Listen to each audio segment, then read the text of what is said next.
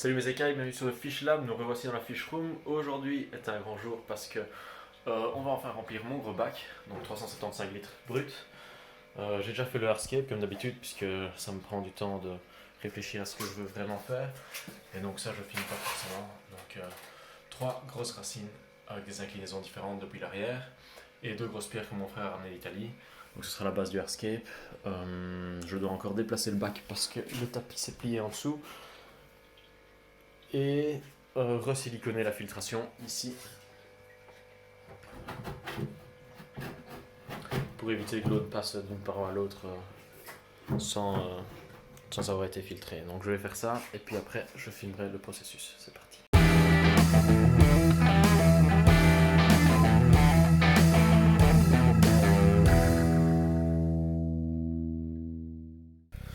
Donc l'idée générale c'est d'avoir une petite arche ici au centre de l'aquarium qui fera comme une petite grotte sous-marine. Sur les côtés, alors des plantes hautes et touffues à l'avant pour créer un effet de profondeur, et derrière d'autres plantes un peu plus spéciales du style apogénoton ou un lotus. Voilà, une bonne couche de substrat nutritif à l'endroit où les plantes vont grandir, c'est-à-dire principalement à l'arrière.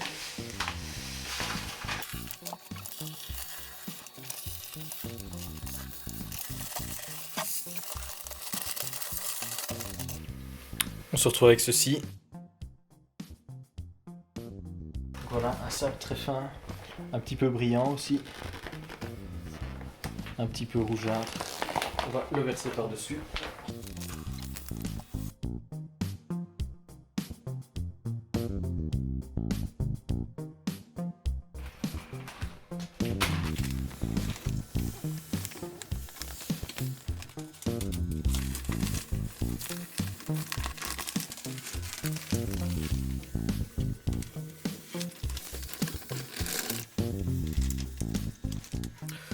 Donc on va commencer avec les plantes, voici ce qu'on a en stock pour le moment.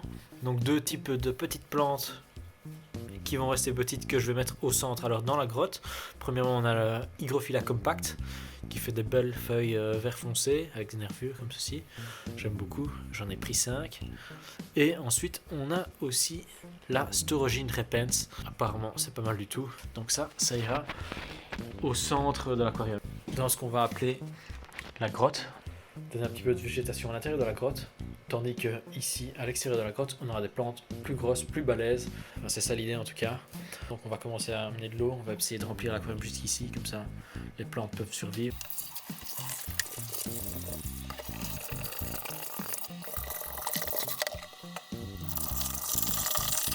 On a laissé l'eau reposer pendant une nuit. Comme ça on peut voir un petit peu à travers ce qui s'y passe, donc ce sera plus facile pour planter.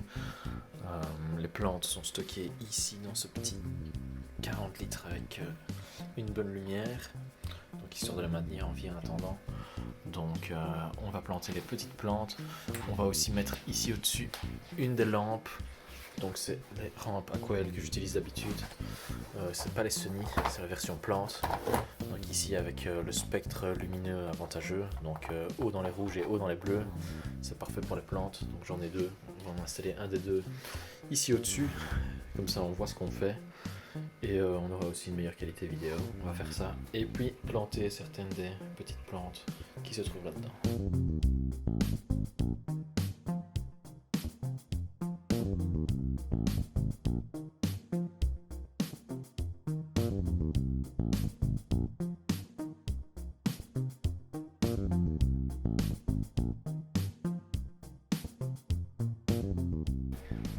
Donc voici le résultat final pour les petites plantes. Plus de pot, plus de laine de roche.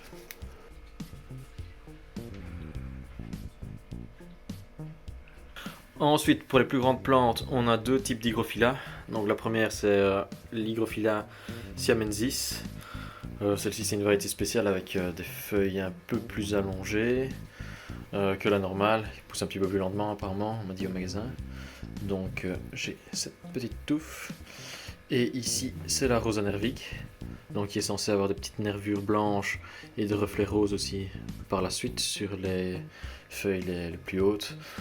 Donc ça c'est des plantes qui poussent très vite. Donc ensuite on va utiliser la fougère de Java Wind the Love pour décorer les racines. On va les accrocher, c'est une plante épiphyte assez jolie avec des petites excroissances au bout des feuilles, j'aime beaucoup. Et puis en déplaçant mon lotus, j'ai sans faire exprès détaché les feuilles du bulbe. Donc on se retrouve ici avec une petite base sans trop de racines, donc ça c'est pas terrible, j'espère que la plante va survivre. J'en ai deux, celle-ci a des racines. Je vais les planter et je vais aussi planter le bulbe dans l'espoir qu'il donne naissance à encore des nouvelles racines. Donc sait-on jamais si ça fonctionne, j'aurai 3 lotus, dans le pire des cas 0.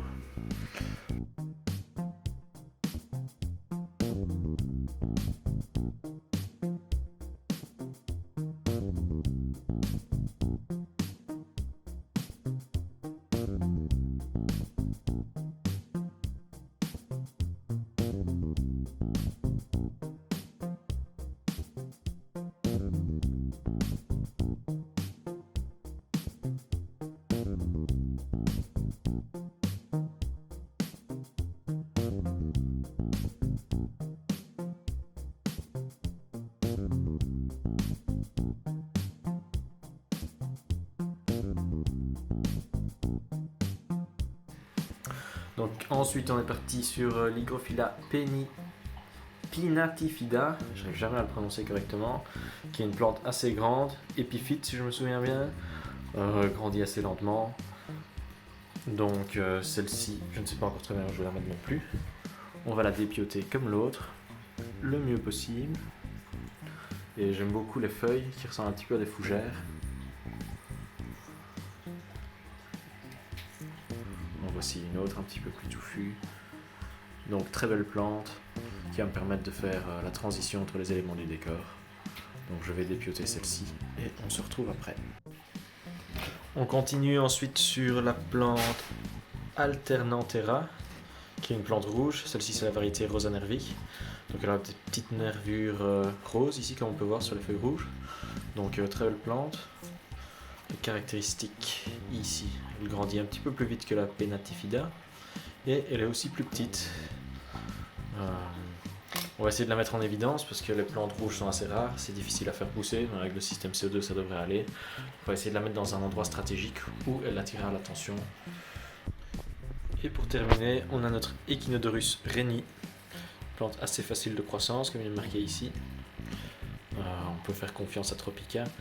Donc 40 cm de haut, un assez grand Echinodorus, croissance moyenne, avec des feuilles un peu plus foncées. Donc ce serait bien aussi de le mettre dans une zone stratégique entre des plantes qui ont des verts un peu plus clairs. Très joli, j'aime beaucoup la forme des feuilles. Ce que je fais souvent aussi, c'est que je garde ces petits plastiques. Comme ça, je récupère facilement le nom scientifique de la plante et ses caractéristiques.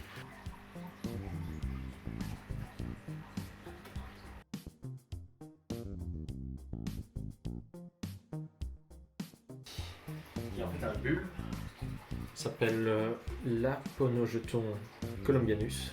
Donc ça fait des très grandes feuilles un petit peu translucides, celle-ci est très jeune. C'est de la même famille que la plante ici qui est aussi un Aponogeton. Celui-ci c'est le Madagascarensis avec des feuilles trouées, celui-ci c'est le columbianus. Donc deux plantes de la même famille.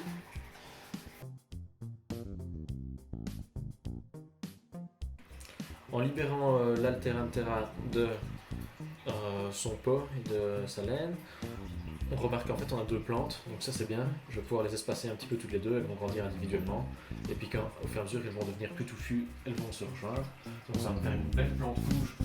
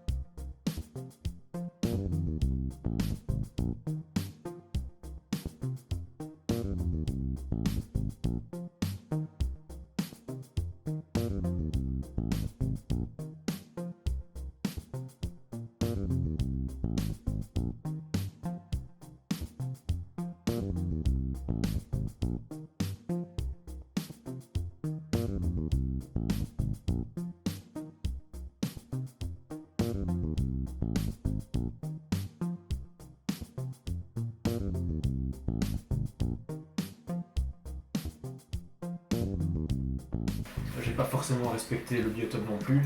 J'ai pris des plantes qui viennent d'un peu partout dans le monde. On maximise mes chances de succès avec certaines. On va voir ce que ça donne. De toute façon, j'ai beaucoup de lumière rouge et bleue, donc il est excellent pour pousser les plantes.